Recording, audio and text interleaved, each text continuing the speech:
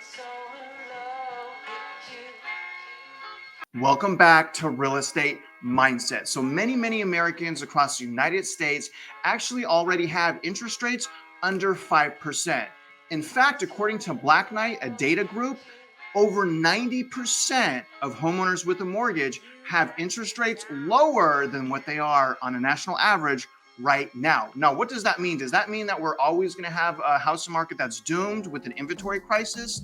Does that mean that home prices will continuously go up and never stop? Does that mean that you should buy right now before it's too late? Absolutely not. You guys, here's the thing. Throughout the course of history, and I'm going to show you guys this by bringing up a graph, there have actually been many housing market corrections. So in fact, it's actually pretty common for the housing market to be corrected. And that is essentially what is going on right now in our housing market. So today what we're going to do is review Fred charts, and I'm going to kind of show you guys the history of the interest rates, the surges, and kind of how that's affected the housing market. And then what we're going to do is we're going to dive into an article from Insider that one of my subscribers actually sent me to do a video on. So shout out to you, Monica. Thank you for sending this to me. I do think it's important because at first it's kind of scary. Over 90% of homeowners with the mortgage rates under what they are right now. So a lot of people can assume that because of that, we are doomed for a very long time, when all actuality is we're not. So the article that we're going to read from Insider today is absolutely bonkers, titled "Armed with the Lowest Mortgage Rates in Modern History, Homeowners are Staying Put and It's Making America's Housing Bubble Worse." At least people are starting to finally acknowledge that we are definitely in a housing market bubble. Now, you guys, remember, I'm not a financial advisor. I'm obviously a YouTuber sharing with you my opinions, but I am a licensed loan officer in Texas and a licensed realtor in Houston. And if you guys could please like this video, subscribe to my channel if you haven't already, and please comment. I definitely love your guys' comments. I actually learn a tremendous amount from you guys commenting. I'm just one person. There's plenty of smarter people out there. It's just I've gone through things like this before, so I really value sharing my opinion and potentially helping others grow. Let's get started on the article right now. Okay, you guys, so here's the three main points of this article. So number one, 9 out of 10 American mortgages carry an interest rate of less than 5% per Black Knight data. That's a huge number. Number two, mortgage rates are rising, and that could mean fewer existing homeowners will sell and re-enter the market, which is essentially a wash anyways, but whatever. Number three, without those additional houses on the market, the U.S. housing bubble could keep growing. You guys, I just want to say that I definitely agree with some of those points as far as the housing market is definitely in the bubble because of the massive equity surges. And right now at this very time, in many areas, it's actually getting worse. There's still plenty of fear of missing out in the market, which is a very heavy emotion that is negatively impacting, in my opinion, home buyers, right? Or people that are currently buying houses.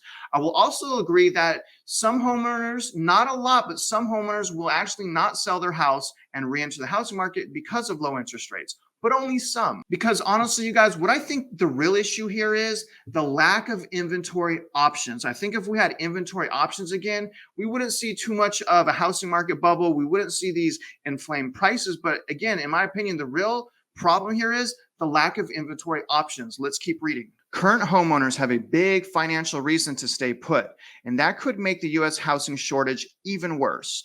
9 out of 10 American mortgages currently carry an interest rate of less than 5%, according to Black Knight. Nearly 2 decades ago, the typical mortgage trended around 6%, which means a lot of today's homeowners have locked in relatively affordable rates. However, for those yet to buy, home ownership is becoming increasingly more expensive as home prices soar and mortgage rates climb. Many existing homeowners may be turned off from putting their home up for sale and re-entering today's real estate market. You guys, and here's what I'm saying. You got to be a little bit careful about what you read. But again, I'm glad they're at least acknowledging the first part, which is we are in a housing market bubble. But here's the thing. How many people are really going to not sell just because they have a lower interest rate? Most people historically sell their house between 5 to 7 years, regardless of interest rates. But again, that's why I'm saying the true problem here is the lack of inventory options, which is going to change. We're going to get more and more inventory as we go further along this year. Mark my words on that. Let's continue to read the article. Homeowners may stay put as the real estate market becomes more expensive. The pandemic ushered in a period of relatively low mortgage rates, but they are beginning to reverse course. According to Fannie Mae, 90% of homeowners say their current home is affordable. However, the general population, both homeowners and non-homeowners, doesn't think so favorably of Fannie's data show that 69% of Americans believe it's becoming too hard to find affordable housing. My question here is only 69%? What's wrong with the other 31% of the people that were interviewed? Who in their right mind is going to think our housing market is still affordable and that's easy to find houses? Maybe I'm just saying that because I'm in a super high demand area in Houston and we have mass migration, so I don't see that. I see it as very unaffordable, but it is what it is. Let's finish out the article right now. The shortage of inventory pushed prices to record highs even before the spring season got underway.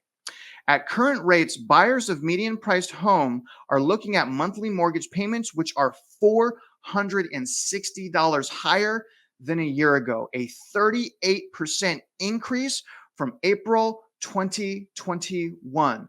While an uptick in mortgage rates may not seem too damaging, it could add up. Homeowners wary of an already expensive real estate market may choose to sit this housing cycle out. Without their additional housing inventory, the U.S. housing bubble could be doomed to continue to grow. You guys, and that's what I keep telling you guys, unless this housing market bubble pops or deflates or something, it is going to be a housing market bubble pop of catastrophic damage, right? Because now more and more people are starting to acknowledge the housing market bubble, which is essentially massive equity growth, right? Now, how we got there is different than 2008. I'll agree, the supply and demand, whatever, but nevertheless, massive equity growth breaking fundamentals. We are clearly in a housing market bubble. And really the most dangerous time to purchase houses, in my opinion, is during that transition and at the peak of the housing market bubble, which I believe that we're in right now. But here's the thing, you guys, there is no doubt that $460 more a month on mortgage, in my opinion, is savage, right? That is a lot more money just to throw into your budget that you weren't expecting 1 year ago. Personally, when I'm looking at my mortgage payment and I'm estimating my mortgage payment for houses that I want to buy potentially, I'm a little bit depressed, but the reality is we want and we need interest rates to actually go up, because the more that interest rates are go up, you guys, demand will go down and inventory will go up and things will settle down again. We need that transition. The problem is, and this is what I've been saying, I think the Fed's too late. I think this is going to be a violent transition and very damaging to a lot of people, especially people that are not prepared, that essentially have their head in the sand, right? You got to prepare, you got to read the writing on the wall, right? You got to anticipate what to expect. You plan for the worst, hope for the best, but plan for the worst so you're not taken off guard. But what I really want to do now, guys, is I want to show you historically interest rate surges. Take a look at Fed economic data chart right now. Okay, guys, so this chart is to 2010, okay? So we essentially have 12 years of interest rates right here.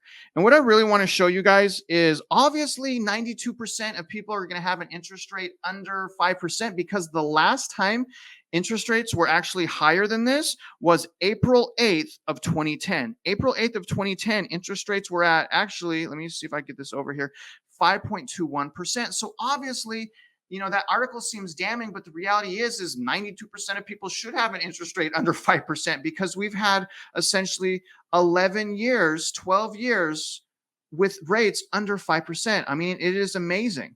So what I want to do right now, guys, is I kind of want to go over interest rate surges so that I can show you that regardless of rates, people still buy. Now, one of the last pretty heavy surges, you guys, was May 2nd of 2013. Now, as you can see here, the rates were at 3.35. So less than 2 months later, on June 27th, rates skyrocketed to 4.46. So that's obviously over a full percent increase from here to here, and that's less than 2 months. Now, the thing is in this period of time right here, you guys, people still bought plenty of houses despite the rates being so low, right? So everyone that purchased right here, basically had a higher interest rate than when they purchased over here, right? So the thing is, you guys, I'm not too worried about it. And look what happens is generally after a surge of interest rates, they taper back down, right? Once the problem's handled, they taper back down. Now look at the other interest rate surge back October 6th of 2016. Let me see if I get that. So right here, October 6th of 2016, interest rates were 3.42%. Couple months later, December 29th, they went up to 4.32, which is essentially almost a full percent increase. Do you see that? And then look at, they tapered down a little bit and people kept buying. A little bit of a surge here, a little bit of a surge here. And then look at right here, boom, naturally they went down. So here's what I'm saying overall, you guys. This has happened plenty of times before. The reason for such a surge right now, because those other surges we looked at were about half the surge of where we're at right now. The reason why we have a crazy surge right now, historical low inventory, right? And that is really why we are in the problem that we're in. And I'll say that's from COVID. I'm just going to say overall, that's from COVID. There are plenty of other factors like investors and things like that. But I'm just going to say COVID, lockdown, stimulus, cheap money. That's why we have such an inventory problem. And the reason for the double spike and surge of interest rates is we need demand to go down and we need more inventory. And that is what we're actually seeing play out right now. Now, you guys, I want to end this video on some of my opinions, okay? Now, right now, the reason why I'm warning people so much not to buy right now is we are in a very dangerous transition period from top of the market to a potential housing market crash. And quite frankly, there are just too many factors right now that does not allow us to properly see the future, right? And that's why I'm warning people, tread lightly. You may want to sit this one out. Let the dust settle, right? Let the interest rates work this whole thing out. Another thing, you guys, we actually need the interest rates to go up. So when I see the interest rates go up like this, personally, that makes me happy because generally what that's going to do in turn is give us more inventory and it is going to combat overpriced houses. Technically, it should start eventually dropping houses. How high will we have to go on interest rates?